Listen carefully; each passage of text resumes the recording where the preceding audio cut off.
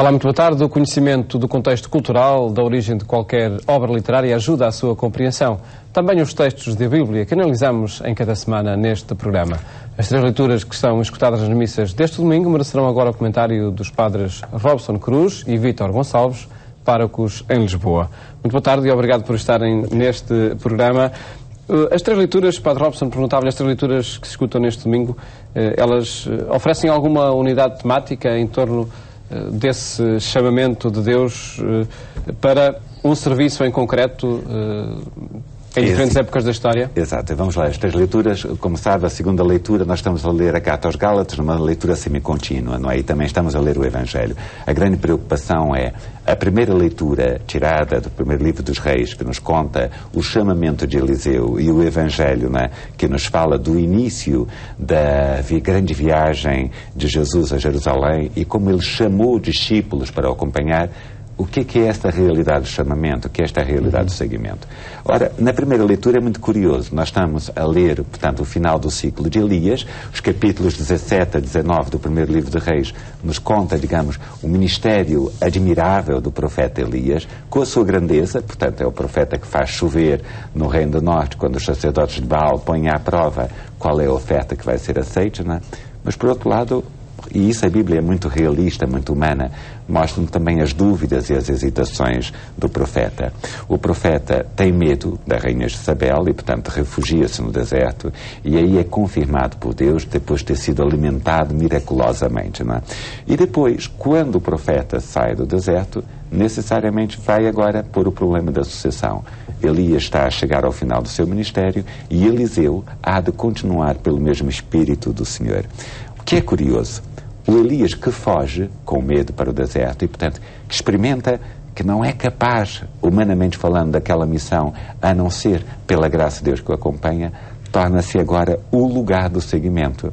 Portanto, Eliseu torna-se um seguidor de Elias, até Elias ser arrebatado, de uma forma bastante misteriosa na Bíblia, não é? Significa exatamente isto. A vocação é seguir alguém. A vocação não é seguir um talento pessoal, um jeito, um gosto, né? A vocação é um seguimento de alguém. E o facto deste alguém segue-se por quê? Porque se foi ungido da sua mesma graça. Nós temos aqui um rito de eleição, que é o lançar a capa sobre o outro, a dizer, passa a ter a mesma missão, a mesma tarefa, a mesma forma, digamos assim, de exercer o poder de Deus junto do povo de Israel. Este pedido, deixa-me ir abraçar o meu pai e a minha mãe, há alguma hesitação? É algum compasso de espera? Vamos lá ver, nós não podemos esquecer que a sociedade israelita é uma sociedade basicamente estruturada à volta da noção de família, não é? Desde a tribo ao clã e depois à família mais próxima, daqueles que vivem juntos, não é? É assim, está muito enraizado na experiência cultural do Antigo Testamento esta realidade. Vai parecer estranho porque Jesus vai reclamar até que se rompa esse tipo de referência cultural imediata, entende, por causa do reino dos céus. Mas, de facto, nós vemos aqui o ministério profético torna-se suficientemente forte para que se vençam os laços culturais. E, por isso, Eliseu primeiro vai se despedir e, portanto, faz uma ruptura concreta com, chamaríamos nós, a sua vida profana, para, a partir daí, seguindo Elias, está totalmente ao serviço de Deus. E esta noção não se põe tanto em termos do sagrado e profano naquilo que se faz. Portanto, não é uma compreensão um bocadinho pagã de que o sacerdote faz assim uns gestos sagrados estranhos, não é? Que não são acessíveis à maioria, não. Mas é uma dedicação exclusiva, diríamos nós, não é? Àquilo que é a ação de Deus junto do seu povo. Padre Vítor Gonçalves, que radicalidade é esta que se pede a quem é chamado? É esta radicalidade de entender que quando Deus chama não é para separar nesse aspecto, mas é para servir. E a leitura termina mesmo com e Eliseu ficou ao serviço de Elias, um serviço onde todos aqueles, também os seus familiares e todos aqueles que não se deixa de amar, estão incluídos e estão abraçados. Diríamos, é um projeto maior, é um projeto não maior no sentido da importância, porque todo o projeto que Deus tem para cada um é um caminho de santidade, mas aqui, sem dúvida, que há aqui necessariamente escolhas que implicam alguns nãos. E um outro é o outro gesto que se torna também muito bonito. Ele estava a lavrar com 12 juntas de bois, então pega numa das juntas e faz um banquete, uma festa.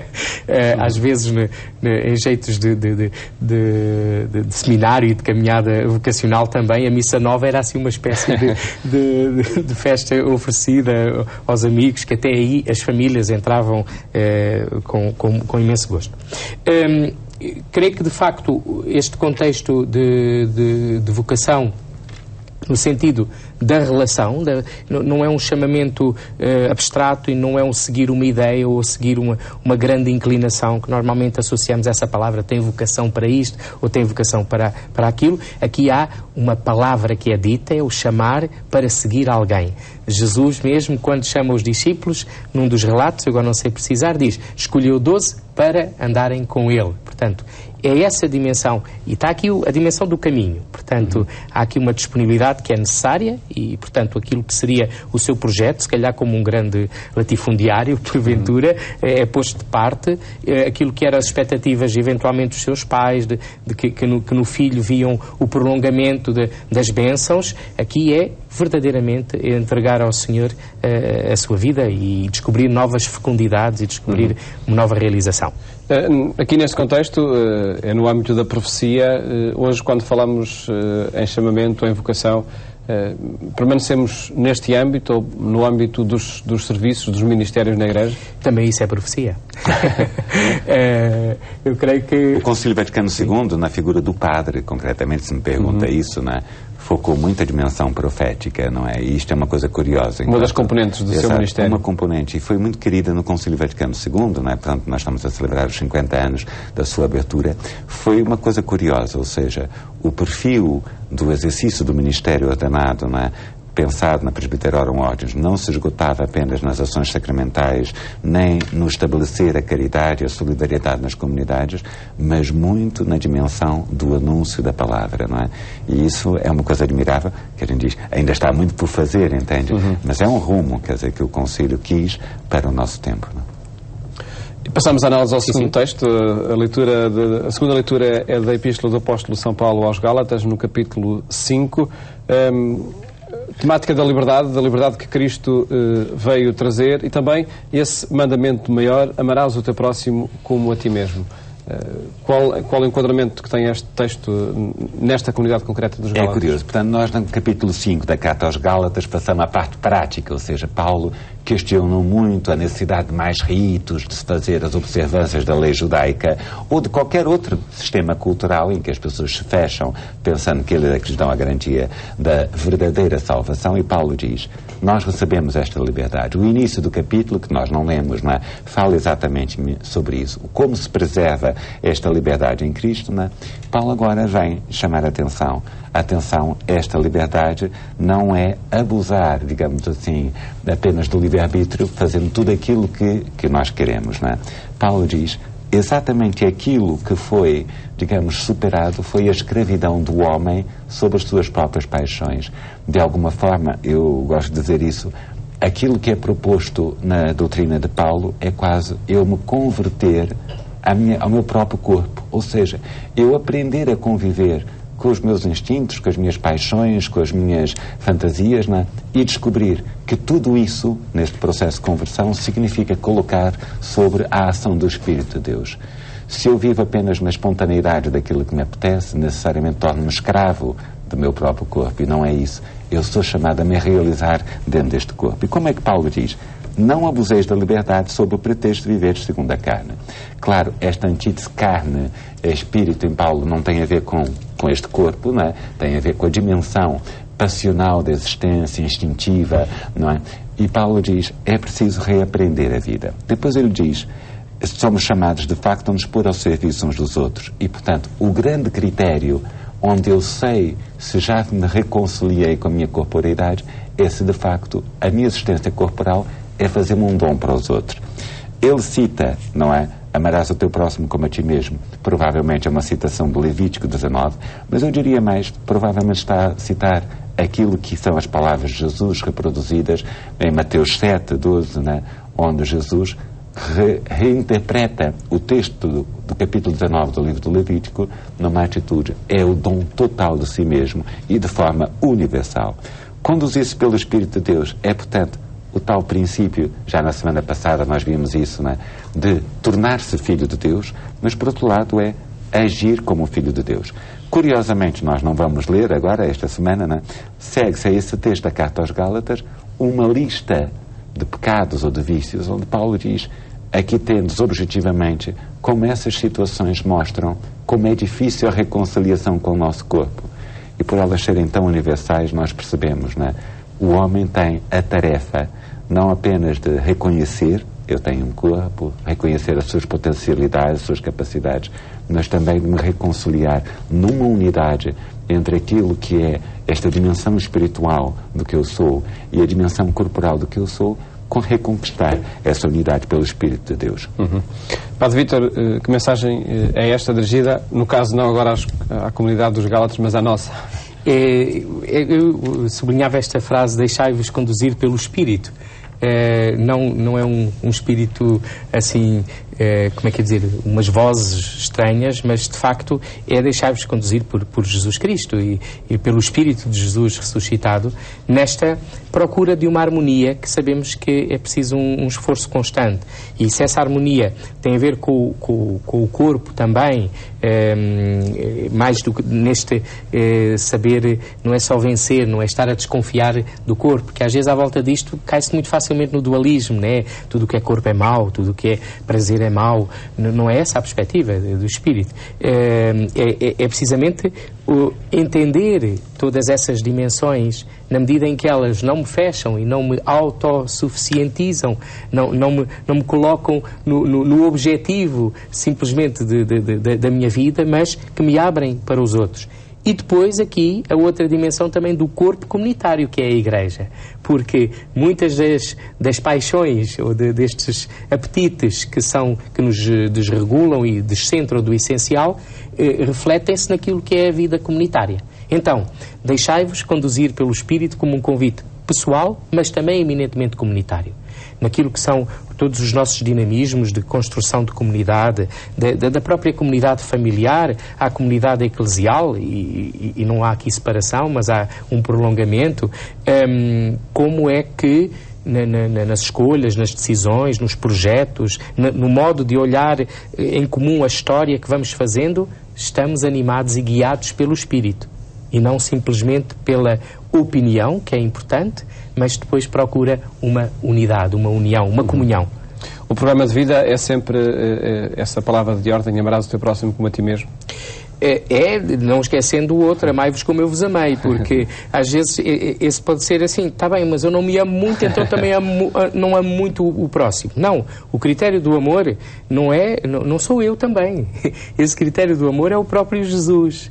E é essa vida, de facto, unificada, porque em Jesus, verdadeiro homem, verdadeiro Deus, nós encontramos a experiência de um corpo pleno de doação, de um corpo que encontramos nos Evangelhos cheios desses pormenores, nos gestos de Jesus, nos olhares, no tocar, tanta coisa. Jesus não é um espírito que tem ali um corpo que serve para andar por aqui. Não. O seu corpo está plenamente entregue, humanizado, e portanto é dele e é nele que nós vemos o critério do amar, que passa muito pela ternura e pelos gestos, que podem ter muitas ambiguidades, mas são muito importantes.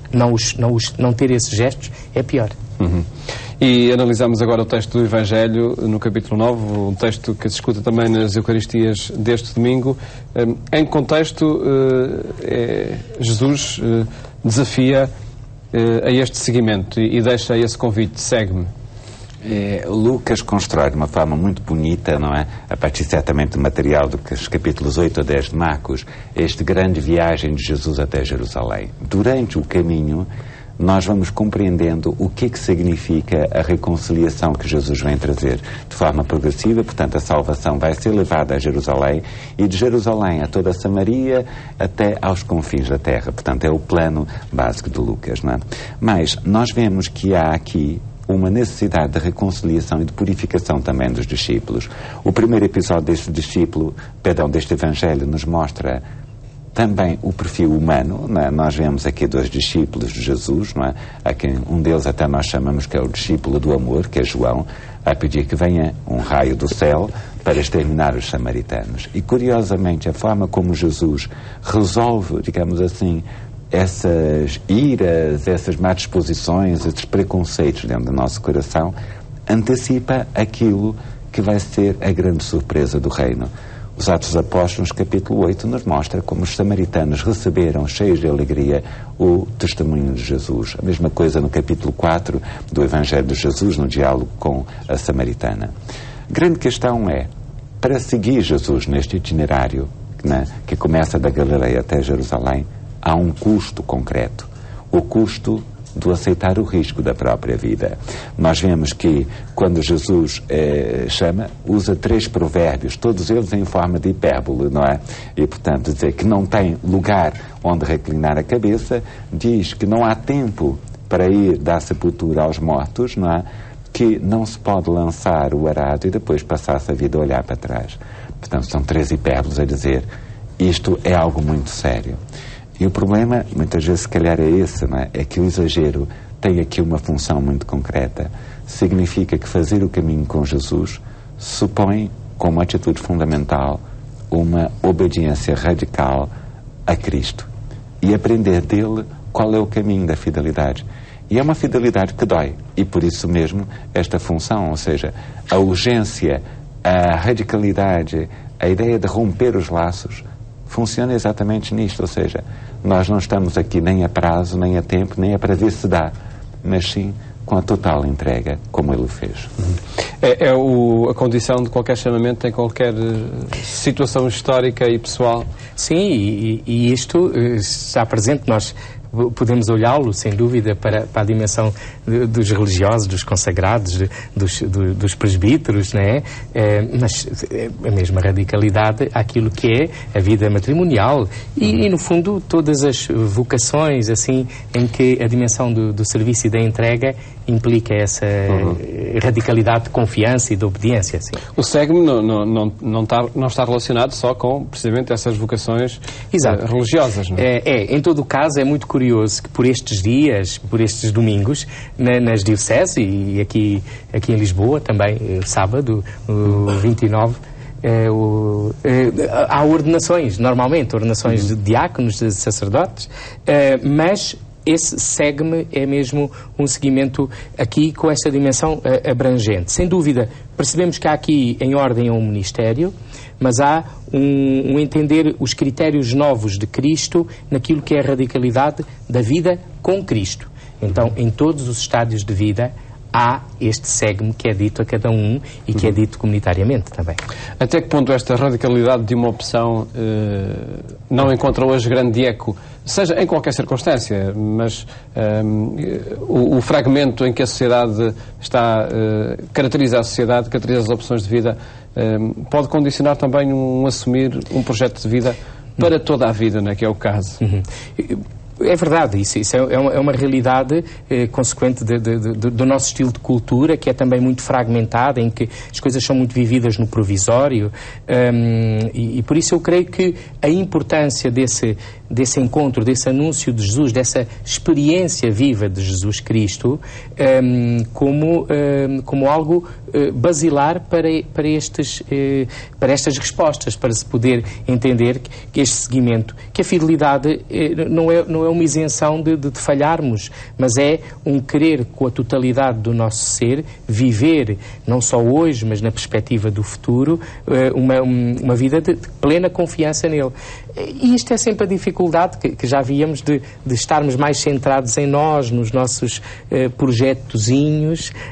Depois às vezes põe-se assim uma campânula que é o grande projeto de Deus, mas lá no fundo, na base, estão os projetos de cada um, de uma certa realização centrada em nós. Eu creio que não podemos avançar neste seguimento sem fé. Sem a experiência de uma fé que se constrói, não é assim 90% de fé ou 100% de fé. Não, a fé como relação. É essa a experiência dos sacerdotes que estão aqui, a experiência de vocação, da resposta e depois dessa resposta todos os dias. Eu vou fazer agora 25 anos, padre, não é? É uma coisa engraçada. Nada mais a propósito, então. Não, mas é por causa disso, é que assim, o projeto é completamente diferente daquilo que nós imaginávamos, ou seja, é assim, é claro, nós idealizamos, sonhamos o que vamos fazer, assim, mas desde o princípio nunca foi, desculpe, nem aquilo que eu queria, nem aquilo que eu imaginava, mas por não ter sido nem o que eu queria, nem o que eu imaginava, foi surpreendentemente maior, e eu acho que isto é uma coisa extraordinária, não é? Eu acho que hoje há dois problemas conexos aqui quando se fala de vocações. Primeiro é assim, há jovens que têm debilidade real da vontade, ou seja, nós temos uma sociedade que não só é fragmentária como consequência do estilo de vida, mas que educa os jovens de forma fragmentária. E, portanto, eu noto que há alguns que têm real dificuldade assumida, interiorizada, não é, em se aceitar compromissos à la longue, não é? Depois, há também a falta de radicalismo visível, porque, assim, um Elias é seguido porque a sua vida é extraordinária. Um Jesus é seguido porque a sua vida é extraordinária. E às vezes, se calhar, e eu digo por culpa própria, não é? Às vezes, se calhar, a minha vida não é tão extraordinária que aponta a outros aquilo que eu estou a seguir. E sigo de verdade e de coração, entende? Mas ela precisa de alguma forma extraordinária. Não digo que é buscar o exótico nem o extravagante, mas é aprender também a necessidade que a imagem exterior daquilo que nós vivemos também pode ser ou não sugestiva para que outros sejam chamados. Uhum. Essa é a sua experiência, a experiência da sua vocação, Padre Vítor, também? Também, eu gosto de sentir reconhecido aqui neste que os projetos ou o que se sonha tem depois sempre o grande convite a amar a realidade. Uhum. E é descobrir nessa realidade que sentimos necessariamente também imperfeita e onde vamos percebendo que somos nós também. Jesus, quando pede para seguir, é um seguir trabalhando, é um seguir fazendo com Ele. E creio que sublinha este aspecto, de facto, no fundo quase diria da exemplaridade, não é para dar exemplo, mas que sentimos no conjunto mesmo da sociedade a muitos níveis, onde não tem que haver vergonha em ser autêntico, em ser corajoso, em ser radical, porque radical, cá está, não é a dimensão exótica despampanante, não é nada disso, porque normalmente a fidelidade é uma linha condutora que é muito discreta. A fidelidade é, como eu gosto de lhe chamar, é o amor ao longo do tempo. Tem altos e baixos, mas é uma linha contínua. E é isso que precisamos aos muitos níveis. Sacerdotes, religiosos, pais, em qualquer família, circunstância. Em todas as circunstâncias. Em qualquer circunstância, de facto. Agradeço por terem estado aqui. Felicidades para o vosso ministério, para nos 25 anos de padre do Padre Robson. E muito obrigado por terem estado neste programa onde quisemos propor uma análise às leituras da Bíblia que se escutam nas missas deste domingo. Votos de um bom fim de semana. Até à próxima segunda-feira, se Deus quiser.